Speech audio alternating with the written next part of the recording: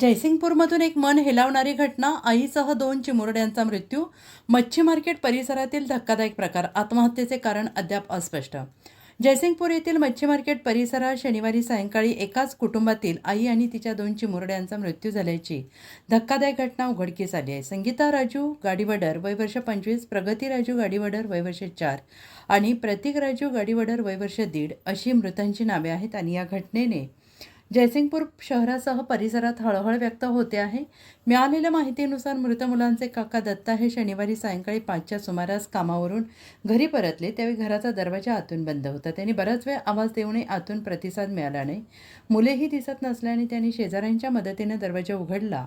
घरात आईसह दोन्ही मुले मृतावस्थेत आढळून आली असल्याची माहिती मिळताच जयसिंगपूर पोलिसांनी घटनास्थळी धाव घेतली.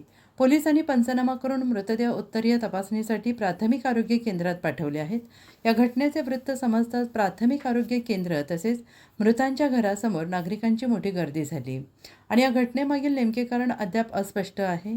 कौटुंबिक वाद किंवा अन्य कारणातून हा प्रकार घडलाय का याचा तपास जयसिंगपूर पोलिसांकडून सुरू आहे.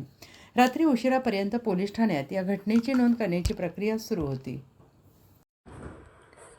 पोलीस ऑफ इंडिया न्यूज चॅनलला लाईक करा, शेअर करा आणि सबस्क्राईब करा.